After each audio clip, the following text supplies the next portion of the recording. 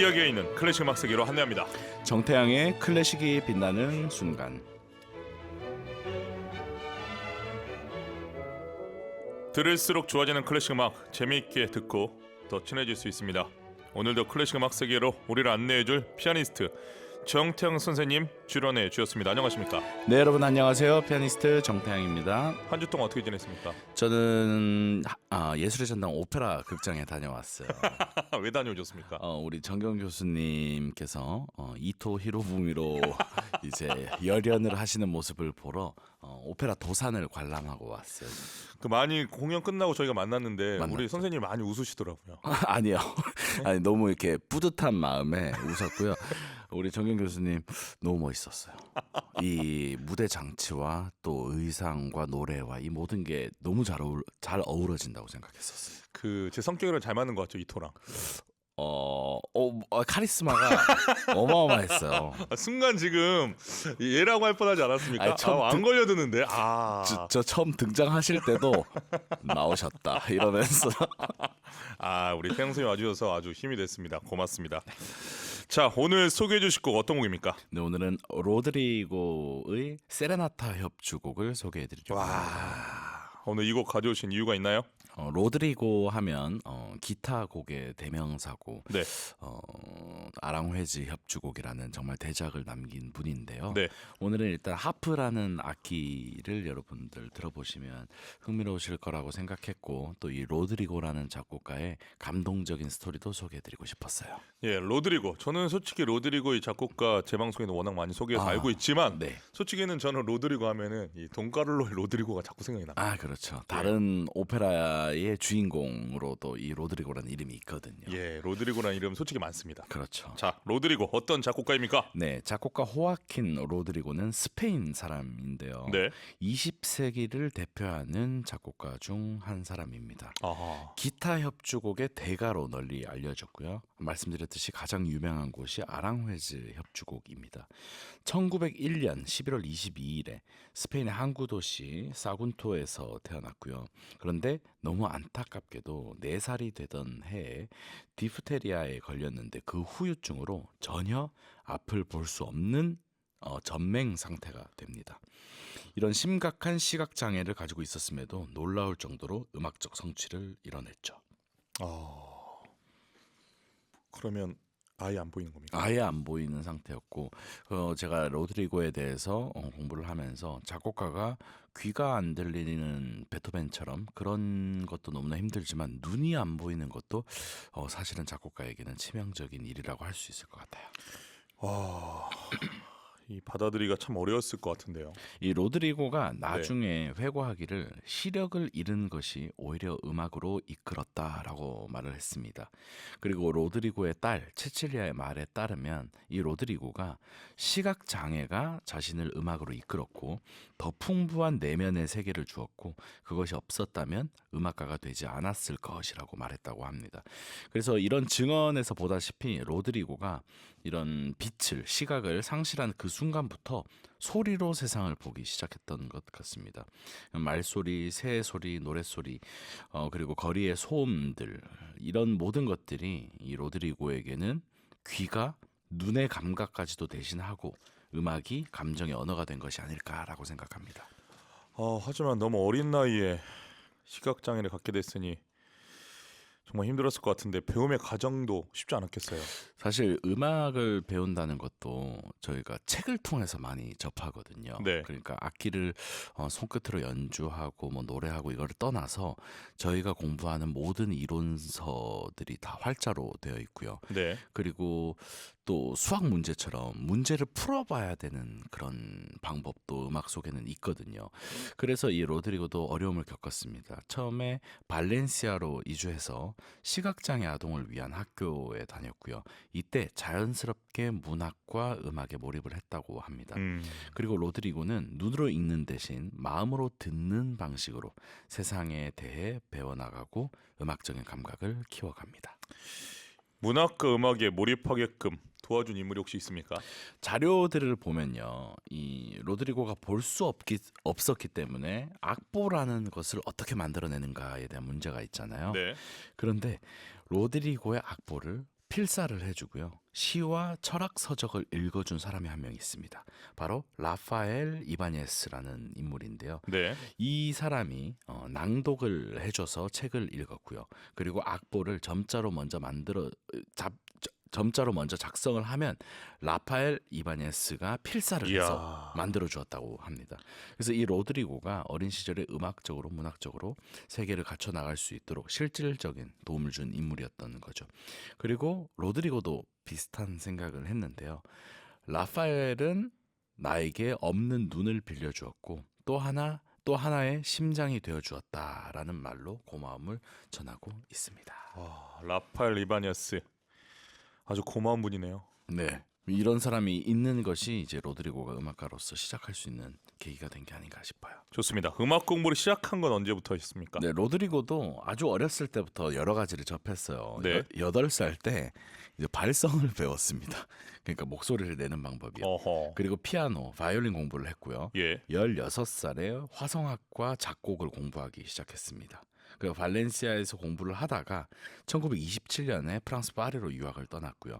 그런데 그 당시 파리가 스페인 예술가들의 정신적 고향이었다고 합니다. 왜냐하면 여러 가지 문화가 일단 파리에 모였고 또 선배 작곡가들이 공부를 했고요. 그래서 파리의 지금도 존재하는 학교인 에콜 노르말 드 무지크라는 곳에서 배웁니다. 그리고 로드리고가 이 시기에 라벨, 스트라빈스키, 미요, 뒤카스 등 유럽의 현대 음악의 영향을 흡수하게 됩니다. 그리고 로드리고와 같은 반에 멕시코 작곡가 마누엘 퐁세가 있었고요. 그리고 바스크 지휘자 예수스 아람바리 등 스페인어권의 다른 유명한 인물들도 만나게 되죠. 그리고 여기서 더 중요한 한 인물을 만나게 됩니다. 그 중요한 인물 누굽니까? 이 중요한 인물이 예. 로드리고의 음악을 듣고 사실 그를 먼저 알고 있었습니다. 평생의 반려자가 된 빅토리아 카미라는 여인인데요. 예. 이 빅토리아 카미는 이스탄불에서 태어난 사람이고 유럽 전역에 약국 체인을 둔 집안의 딸이었습니다. 약국 체인이요? 네, 우리도 땡땡땡 약국 이런 체인이 있잖아요. 네. 그 유럽 전역에 약국 체인을 두고 어허. 있었어요.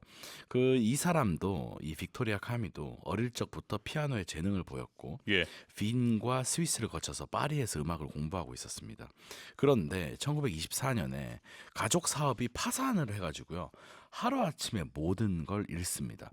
그렇게 힘든 시기에 이 빅토리아가 로드리고의 음악을 듣게 되었고 그리고 결국 직접 로드리고와 만나게 됩니다. 잠시만요. 파산이면 그 약국들 다 사라진 겁니까? 그렇겠죠. 아하, 저는 로드리고가 지금 약 협찬으로 걱정 없이 이제 살 수 있겠다 싶었는데 그 체인을 이 시대에 했었어야 되는데 답답하네요. 시대가 잘못하고 났어요. 그렇군요. 자, 뭔가 지금 이제 그 어려운 시기에 네. 만났기 때문에 네. 이 전형적인 이 핑크빛 기류의 서사 아닙니까? 네, 두 사람이 서로를 이해하는 데는 네. 사실 그렇게 많은 시간이 필요하지 않았다고 합니다. 바로 사랑에 빠지고요. 아하. 하지만 현실은 두 사람의 사랑을 인정해주지 않죠. 특히 모두가 예상하듯이 빅토리아의 아버지가 로드리고와의 결혼을 강하게 반대했고 두 사람이 헤어지거든요. 예, 이건 뭐 더 이상 저희가 너무 많이 들어서 그렇죠. 아무렇지도 않습니다. 그렇죠. 이제. 네, 그런데 네. 이 사랑하는 마음이 너무 컸던 두 사람이 다시 만나게 되고요. 그렇죠. 이 빅토리아가 모든 것을 버리고 스페인 발렌시아로 향해서 로드리고와 결혼을 하게 되고요. 이때부터 이 빅토리아가 연주자의 삶을 내려놓고 남편인 로드리고의 악보를 필사하고 또 통역도 하고 라디오 출연과 강연을 준비하고 출판을 돕고 그러니까 로드리고가 음악가로서 음악 작업에 집중할 수 있도록 모든 것을 도와주게 되고 그래서 빅토리아가 이런 말을 해요. 내가 로드리고의 눈이었다면 그는 내 음악이었다. 이야. 이런 말을 남기게 됩니다. 로드리고는 한마디로 라파엘, 빅토리아 이 많은 도움을 받았죠. 쌍두마차가 있었기 때문에 그렇죠. 우리가 음악을 들을 수 있는 거군요. 네. 대단합니다. 자, 영혼의 동반자, 음악의 동반자였던 부부.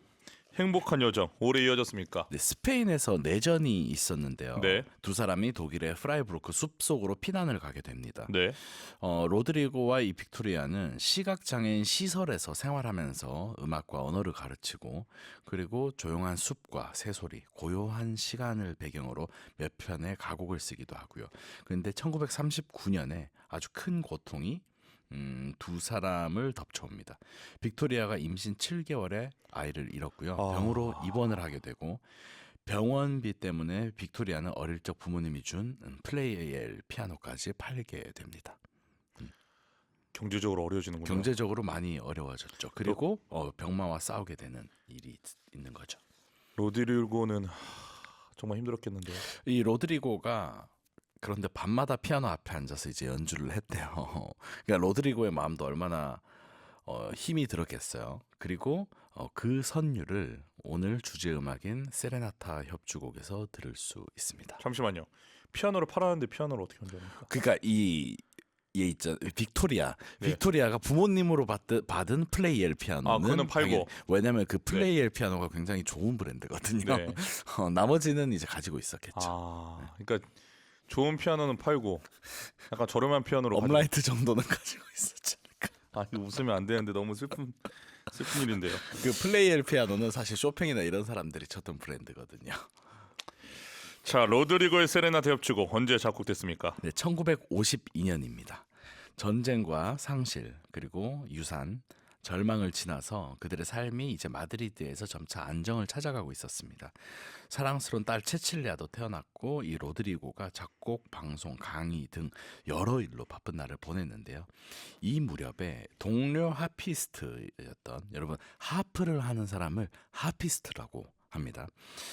니카노르 자발레타의 저희 무시하시는 겁니까? 저희 다 알고 있습니다. 왜냐하면 하프 이스트라고 아니, 생각하실 수도 있잖아요. 도저히 멈추지 않을 수가 없는데요. 저희가 하피스 설명을 얼마나 많이 했는데. 그래요? 고맙습니다. 네, 피아니스트처럼 이렇게 익숙하지가 않죠.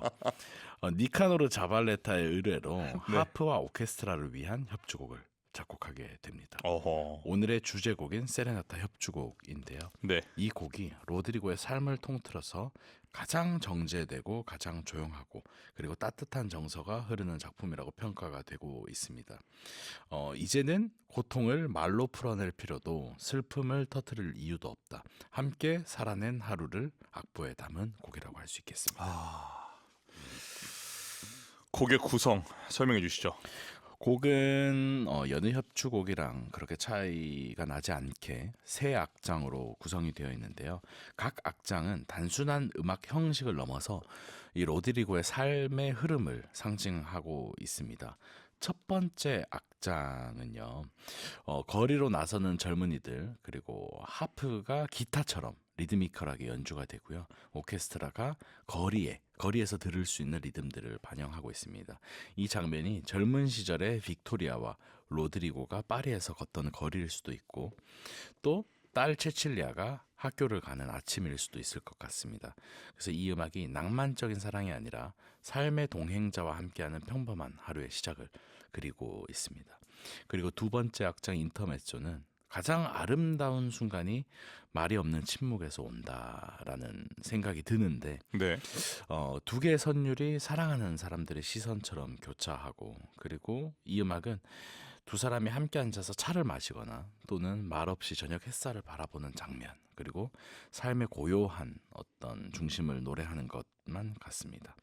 그리고 세 번째 악장은 사라오인데요. 저녁이 오고 모임이 시작되고 또 하프가 먼저 연주하기 시작하면 오케스트라가 활기차게 또 연주를 하고 그렇지만 마지막 악장인 만큼 삶의 노을과도 같은 그런 악장이 될 것 같습니다. 그래서 이 세 개의 악장은 로드리고의 인생이 이렇게 흘러가듯이 여러 가지 장면을 담고 있다고 말할 수 있을 것 같습니다. 네. 이 곡을 통해서 로드리고가 말하고 싶어 했던 거 뭐라고 생각하십니까? 이 로드리고 작품 중에는 굉장히 감성적이고 또 열정적인 작품들이 많거든요. 예. 또 스페인 기반의 민요 선율들, 민속적인 어떤 리듬들을 담고 있다 보니까요. 그런 특징들이 도드라지는데 이 세레나타 협주곡은 제목 자체가 세레나데거든요. 그러니까 잔잔하고 좀 소박하고 또 진실되다고 말할 수 있을 것 같습니다. 들어보시면 로드리고의 아랑회지 협주곡처럼 정말 이 곡이다라는 느낌은 좀 덜 할 수도 있을 것 같아요. 그런데 한 사람이 하루 또는 인생을 살아가면서 느낀 어떤 감정 또는 로드리고와 이 빅토리아 부부가 손을 잡고 지나온 삶의 궤적이 담겨 있다고 생각을 합니다. 이 빅토리아는 1997년 그러니까 우리와 굉장히 가깝죠. 세상을 떠났고요. 로드리고는 2년 뒤인 1999년에 마드리드의 자택에서 가족의 품속에서 눈을 감았습니다. 그리고 이들의 유해가 아랑회즈의 정원 옆에 묘지에 나란히 안장되어 있고요. 로드리고가 남긴 여러 가지 음악이 있지만 그 중에서 이 세레나데 협주곡은 말씀드렸듯이 가장 조용한 고백일 것 같고 어쩌면 이 부인인 빅토리아에 대한 소박한 세레나데가 아닐까라는 생각이 듭니다. 네. 자, 이제 세레나데 협주곡을 들어볼 텐데요. 감상 포인트 하나 짚어주시죠.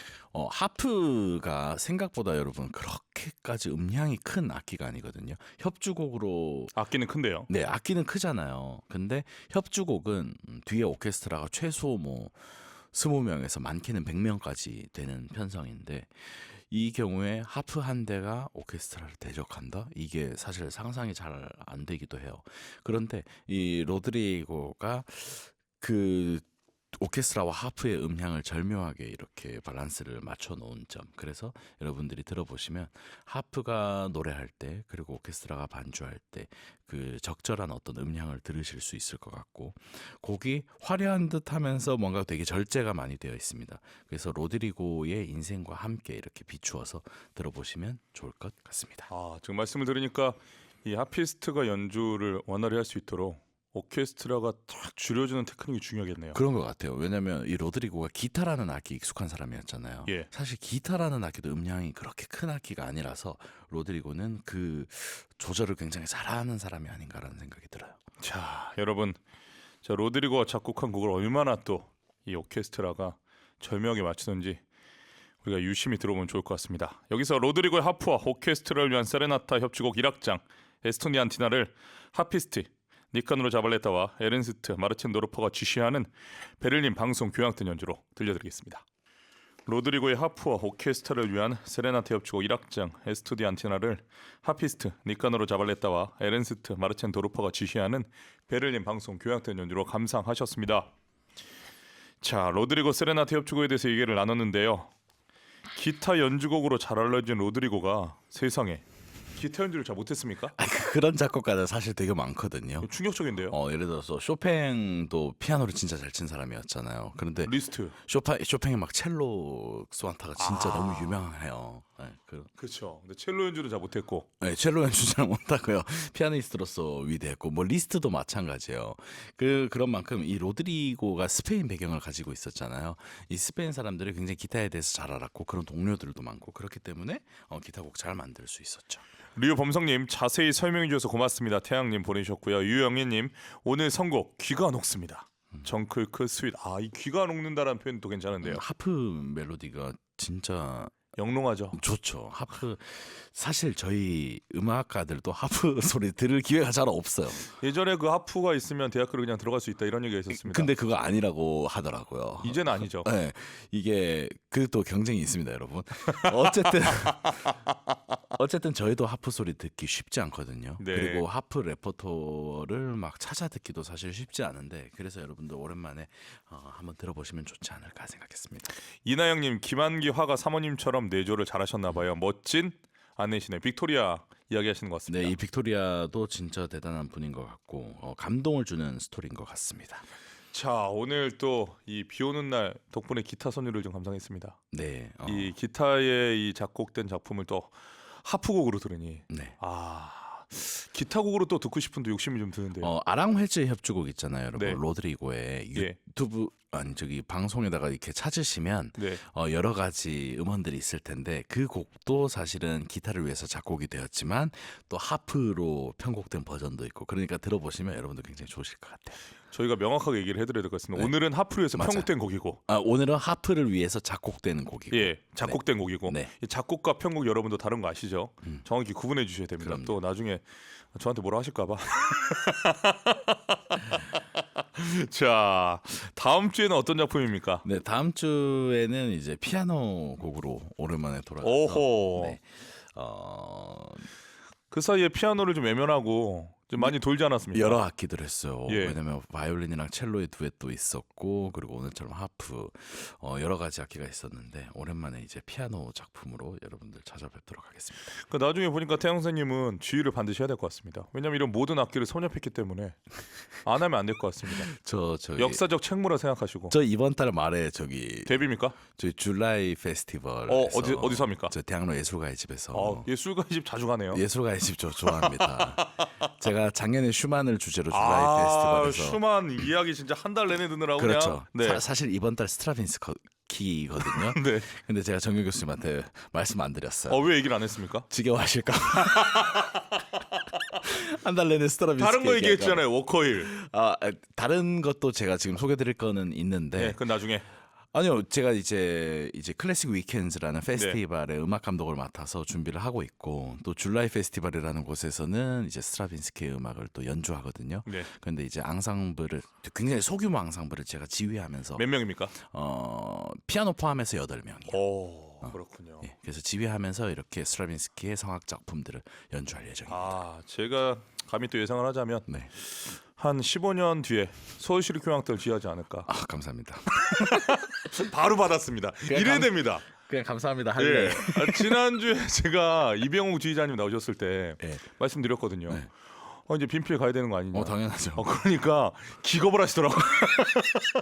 아니 꿈을 그러니까 여러분 꿈은 돈이 들지 않습니다. 항상 우리가 그럼요. 그리고 이 말에는 또 네. 힘이 있습니다. 근데 또 너무 큰 꿈은 민망해지기도 해요.